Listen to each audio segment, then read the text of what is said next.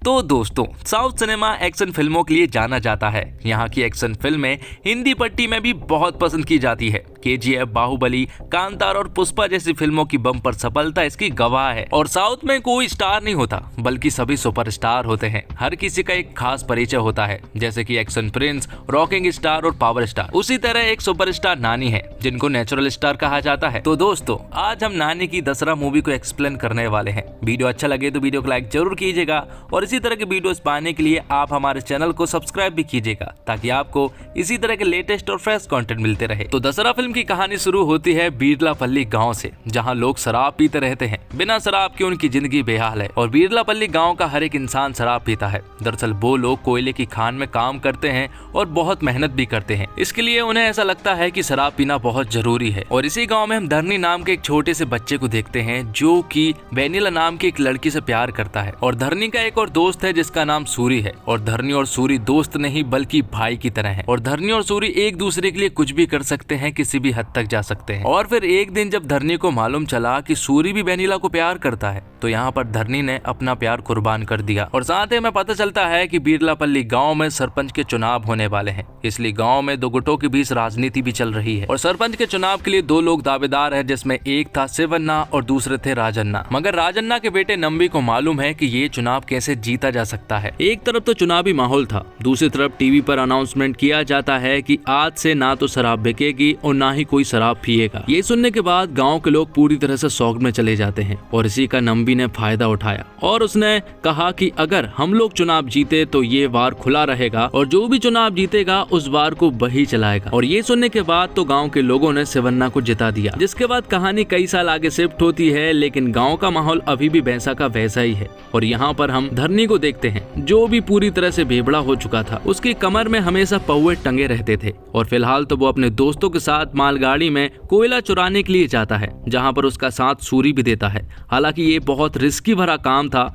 लेकिन सूरी और धरनी बहुत ज्यादा निडर थे। यहाँ से निकलने के बाद वो एक जश्न मनाते हैं और उनका पीछा करते करते पुलिस भी यहाँ पर आ चुकी थी। लेकिन नशे की हालत में होने के कारण धरनी उन पुलिस वालों को थप्पड़ मार देता है, तो पुलिस वाले भी उसे अरेस्ट कर लेते हैं। लेकिन जैसे ही वो जेल में जाता है तो यहाँ पर धरनी उनके सामने ऐसे बिहेव करता है कि वो बहुत ज्यादा फट्टू है। तो यहाँ पर पुलिस वाले सोचते हैं कि शायद नशे की हालत में होने के कारण उसने गलती से थप्पड़ मार दिया होगा, इसलिए पुलिस वाले धरनी, सूरी और उसके सभी दोस्तों को छोड़ देते हैं। तो आगे हम देखते हैं कि बीरलापल्ली गांव में फिर से चुनाव होने थे। तो राजन्ना अपने बेटे नंबी से कहते हैं कि उन्हें ये चुनाव भी किसी भी हालत में जीतना होगा, इसलिए वो लोग एक अनाउंसमेंट करवाते हैं, जिसमें कि कहा गया था कि गाँव में क्रिकेट टूर्नामेंट होगा और जो भी उस टूर्नामेंट को जीतेगा उस टीम के एक आदमी को बार के कैशियर के रूप में चुना जाएगा। अब क्योंकि बीरलापल्ली एक छोटा सा गांव था, इसलिए कैशियर की जॉब उनके लिए एक बहुत बड़ी जॉब थी। और आगे हम वेनिला को देखते हैं, जो कि आंगनवाड़ी में टीचर थी और अपने घर को चलाने के लिए वो ये काम करती है। और साथ ही आंगनवाड़ी से ही वो कुछ सब्जियां और अंडे वगैरह भी चुराती है। और यहीं पर हमें पता चलता है कि वेनिला और सूरी एक दूसरे से प्यार करने लगे हैं।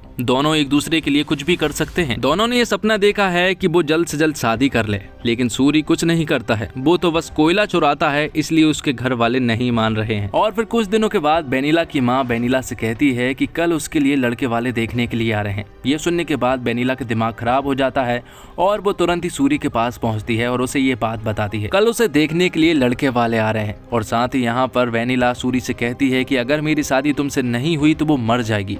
ये बात जब धरनी सुनता है तो वो पूरी तरह से बौखला जाता है और तुरंत ही वेनिला के घर पर पहुंच जाता है। वो यहाँ पर वेनिला की माँ से कहता है कि वेनिला और सूरी एक दूसरे से बहुत प्यार करते हैं, तो उनकी शादी क्यों नहीं कराई जा रही है। जिस पर कि वेनिला की माँ धरनी से कहती है कि सूरी सिर्फ कोयला चुराने का काम करता है और ऐसे तो वो किसी भी लड़की को अपने हाथ में नहीं दे सकते, इसलिए अगर सूर्य अगर कुछ अच्छा करेगा तो जरूर वो लोग वेनिला की शादी उससे करा देंगे। तो यहाँ पर धरनी वेनिला की माँ से कहता है कि हर बार टूर्नामेंट हम ही जीते हैं और इस बार जो भी क्रिकेट टूर्नामेंट जीतेगा उसे बाहर में कैशियर की जॉब मिलेगी। तो अगर सूरी को ये जॉब मिल जाती है तब आप वेनिला की शादी सूरी से कराएंगे। जिस पर कि वेनिला की माँ हाँ कर देती है। अब अगले दिन नंबी धरनी को बुलाता है। दरअसल नंबी को मालूम है कि धरनी बहुत अच्छा क्रिकेट खेलता है और वो लोग इस इस टूर्नामेंट को जरूर जीतेंगे।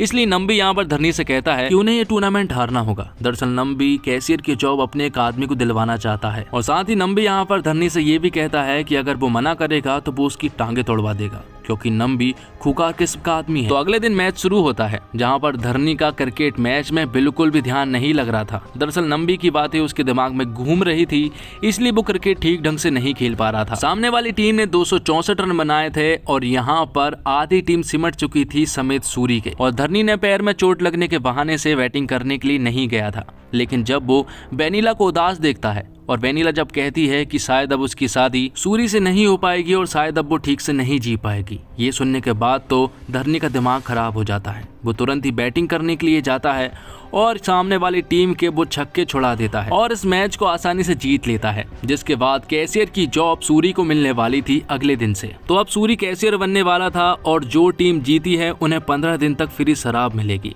इसलिए धरनी, सूरी और उसके सभी साथी खूब शराब पीते हैं। लेकिन नंबी के आदमियों के मुंह उतरे हुए थे, क्योंकि कैशियर की जॉब उन्हें मिलनी थी। इसलिए वो लोग सूरी से झगड़ा कर लेते हैं और उन्हें झगड़ते हुए यहाँ पर धरनी देख लेता है। और जब धरनी देखता है कि उन लोगों ने सूरी की कॉलर पकड़ी हुई है, तो धरनी यहाँ पर आकर उन्हें बुरी तरह से मारता है, जिसके बाद धरनी और उसके सभी दोस्तों को जेल हो जाती है, जबकि नंबी के एक भी दोस्तों को जेल नहीं हुई थी।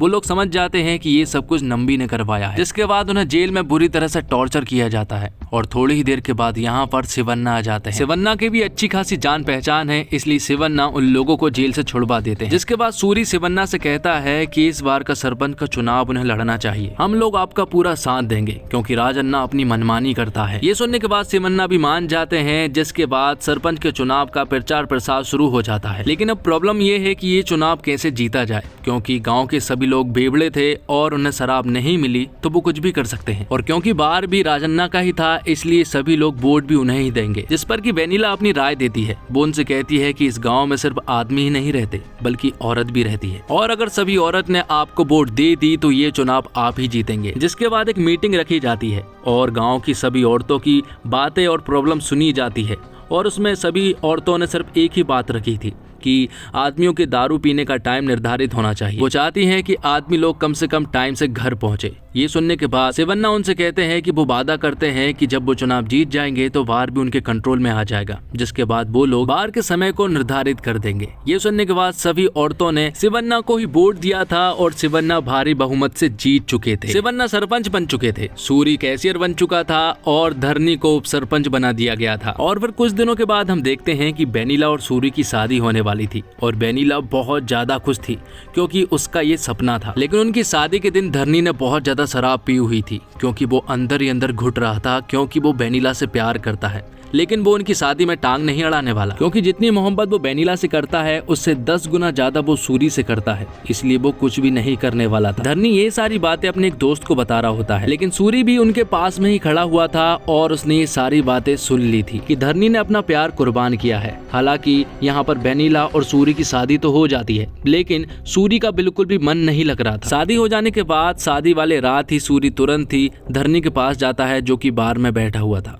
इससे पहले कि धरनी और सूरी आपस में कुछ बातें कर पाते, यहाँ पर ढेर सारे लोग आ जाते हैं और लोगों ने अपने फेस को कवर किए हुए थे, इसलिए उनका चेहरा ठीक से दिखाई नहीं दे रहा था। और वो लोग आते ही सूरी और धरनी के दोस्तों को मारने लगते हैं, और वो सिर्फ मार नहीं रहे थे, बल्कि वो लोग धरनी और सूरी के दोस्तों को जान से मार रहे थे। वो पूरे गाँव में उन्हें दौड़ा दौड़ा कर मारते हैं और अपनी कुल्हाड़ी और हंसिये से उन्हें बेरहमी से काट भी देते हैं। अब क्योंकि धरनी ने बहुत ज्यादा शराब पी ली थी, इसलिए यहाँ पर सूरी किसी तरह से धरनी की जान को बचाकर यहाँ से भाग निकलता है। सूरी यहाँ पर धरनी को एक साइकिल पर बैठाकर ले जा रहा होता है, लेकिन बीच रास्ते में ही एक आदमी अचानक से सूरी की गर्दन को उड़ा देता है। और ये देखने के बाद तो धरनी पूरी तरह से शॉक्ड हो जाता है। उसे समझ में ही नहीं आ रहा था कि आखिर ये क्या हो गया। और अगले दिन गांव में पूरी तरह से मातम का माहौल था। यहाँ पर धरनी के 4 दोस्त मारे गए थे, जिसमें कि धरनी पूरी तरह से टूट गया था। धरनी को मालूम है कि वो इस गम से कभी भी नहीं उभर सकता है। अब अगले दिन पंचायत की बैठक में सभी को बुलाया जाता है। धरनी के सभी दोस्त आते हैं, क्योंकि यही लोग विक्टिम थे। इससे पहले कि ये लोग कुछ बोल पाते, यहाँ पर नंबी आता है और वो सभी पंचायत के सामने इन लोगों से कहता है कि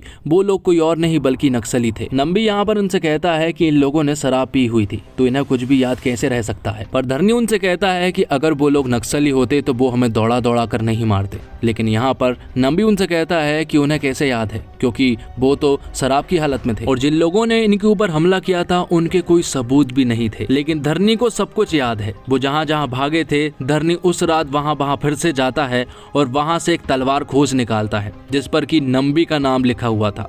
ये देखने के बाद तो उसका दिमाग खराब हो जाता है। वो तुरंत ही नंबी के घर पर पहुंच जाता है, जहाँ पर वो एक आदमी को मारकर अंदर घुस जाता है, जहाँ पर कि नंबी तो नहीं था, उसकी वाइफ थी।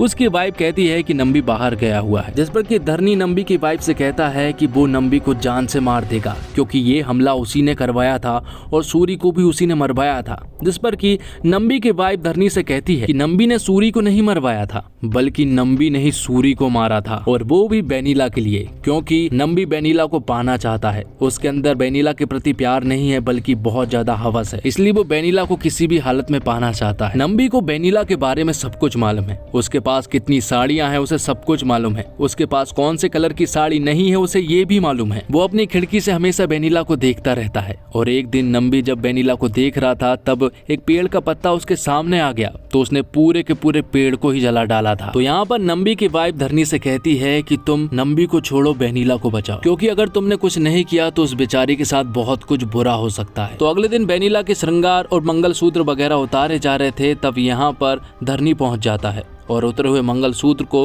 वो फिर से बेनीला को पहना देता है और अपने साथ ले जा लेता है। एक दिन बेनीला धरनी से कहती है कि तुमने ऐसा क्यों किया, जिस पर कि धरनी उससे कहता है कि सूरी मेरा दोस्त था और तुम भी मेरी दोस्त हो, और वो अपने दोनों दोस्तों को ऐसे नहीं देख सकता था। हालांकि धरनी तो बेनीला से बचपन से प्यार करता है, लेकिन धरनी ने अभी भी उसे ये बात नहीं बताई। उसने इस प्यार को दोस्ती का नाम दे दिया। आगे हम देखते हैं कि बेनीला के साथ एक आदमी बदतमीजी करता है और उसे बदतमीजी करते हुए धरनी देख लेता है, जिसके बाद धरनी उस आदमी को बेरहमी से मारता है। साथ ही धरनी अपने कुछ दोस्तों के साथ हंसिए और कुल्हाड़ी और कुछ हथियार इकट्ठे कर रहा होता है, क्योंकि उसे नंबी के साथ साथ उन लोगों को भी मारना था जिन लोगों ने धरनी के दोस्तों को दौड़ा दौड़ा कर मारा था। अब कुछ समय बीतता है और बेनीला और धरनी अब ठीक से रहने लगे थे। दोनों एक दूसरे से सब कुछ शेयर करने लगे थे। और फिर एक दिन बेनीला धरनी से कहती है कि क्या तुमने कभी किसी से प्यार किया है, जिस पर कि धरनी उससे कहता है कि उसने बचपन में एक लड़की से प्यार किया था। वो उसे सब कुछ मानता था और अभी भी उसे वो सब कुछ मानता है, लेकिन अब उसकी शादी हो चुकी है। धरनी तो बेनीला के बारे में ही बात कर रहा था, लेकिन बेनीला कुछ भी नहीं समझ पा रही थी। अब अगले दिन हम देखते हैं कि दशहरा का दिन था, जहां पर कि धरनी अपने दोस्तों के साथ दशहरा मैदान में पहुंच जाता है और धरनी के जाते ही पीछे से नंबी बेनीला के पास आ जाता है। वो बेनीला से कहता है कि वो उसे पाना चाहता है और साथ ही नंबी यहाँ पर बेनीला को ये भी बता देता है कि सूरी को उसी ने मारा है, और साथ ही वो उसे ये भी बता देता है कि धरनी उससे प्यार करता है और वो अभी कहीं उससे प्यार नहीं कर रहा है, बल्कि बचपन से वो उसे प्यार करता आ रहा है और वो उसे मुझसे बचा भी रहा है। इसलिए आज दशहरा में मैं उसे मार डालूंगा, जिसके बाद तुम मेरी हो जाओगी। और ये सुनने के बाद बेनीला तुरंत ही दशहरा मैदान की तरफ दौड़ने लगती है। और वहाँ दूसरी तरफ दशहरा मैदान में हम ढेर सारे लोगों को देखते हैं जो कि पूरी तरह हथियारों से लैस थे। वो धरनी और धरनी के दोस्तों को मारना चाहते थे, लेकिन धरनी यहाँ पर पूरी तरह से रेडी था, क्योंकि उसे मालूम है कि ये लोग उसे मारने के लिए आएंगे। इसलिए यहाँ पर वो पहले से ही तैयार था और अपने दोस्तों के साथ मिलकर वो लोगों को बुरी तरह से मारने लगता है। वो चुन चुनकर उन सभी लोगों को बेरहमी से मार देता है जिन्हें कि नंबी ने भेजा था, और आखिर में सिर्फ नंबी बचा था और धरनी ने बाकी सभी लोगों को मार दिया था। इससे पहले कि वो नंबी को मार पाता, पुलिस वाले उसे पकड़ लेते हैं, लेकिन किसी तरह से पुलिस वालों के चंगुल से वो छूट कर एक रोंगटे खड़े कर देने वाले सीन के साथ वो नंबी की गर्दन को अलग कर देता है। आखिर में वो बेनीला से मिलता है। बेनीला को मालूम चल गया था कि धरनी उससे प्यार करता है, और यहाँ पर उसे देखकर धरनी को भी मालूम चल गया था, जिसके बाद धरनी को जेल हो जाती है। और कई सालों के बाद जब धरनी जेल से बाहर निकल कर आता है और जब वो गांव का हालचाल लेता है तो उसे मालूम चलता है कि गांव की औरतें अभी भी परेशान हैं, क्योंकि पीने का टाइम निर्धारित नहीं है। ये सुनने के बाद धरनी तुरंत ही उस बार में जाता है, जहां पर वो उस बार को आग लगा देता है, क्योंकि धरनी समझ चुका था कि दारू पीने के बाद आदमी की जिंदगी तो बर्बाद हो ही रही है, लेकिन उसके मर जाने के बाद उसकी औरत की जिंदगी भी बर्बाद हो जाती है। तो दोस्तों, ये एक टिपिकल साउथ इंडियन फिल्म है। एक गांव का रो सेटअप है, कोई महंगे कपड़े, घर, गाड़ियां नहीं दिखते। फर्स्ट हाफ से ही फिल्म अपनी पकड़ बना लेती है। इंटरवल से पहले जो सीन आता है वो रोंगटे खड़े कर देता है। क्लाइमैक्स भी आपको चौंका देता है। कई सीन ऐसे हैं जो थिएटर से निकलने के बाद आपको याद रहेंगे। नानी ने अपने परफॉर्मेंस में इस फिल्म को जानदार बना दिया है। और बात करें परफॉर्मेंस की, तो नानी ने शानदार परफॉर्मेंस दी है। एक एक सीन में वो कमाल लगे चुके हैं। पहले वो डरते हैं और फिर उनका डर खत्म हो जाता है। दोनों ही अवतारों में नानी ने जान फूंक दी है और ये फिल्म देखकर पता चलता है कि आखिर उन्हें नेचुरल स्टार क्यों कहा जाता है। कीर्ति सुरेश कमाल की लगी है और उनकी एक्टिंग भी बहुत जबरदस्त है। दीक्षित शेट्टी ने भी शानदार काम किया है, जिन्होंने सूरी का रोल प्ले किया था। इसके अलावा फिल्म के बाकी कलाकारों ने भी शानदार एक्टिंग की है। तो दोस्तों कमेंट बॉक्स में जरूर बताइएगा कि आपको ये फिल्म कैसी लगी। उम्मीद करता हूँ आपको ये वीडियो पसंद आई होगी। वीडियो पसंद आई हो तो वीडियो को लाइक जरूर कीजिएगा और इसी तरह की वीडियोस पाने के लिए आप हमारे इस चैनल को सब्सक्राइब भी कीजिएगा, ताकि आपको इसी तरह के लेटेस्ट और फ्रेश कंटेंट मिलते रहे। धन्यवाद। जय हिंद, जय भारत, जय श्री राम।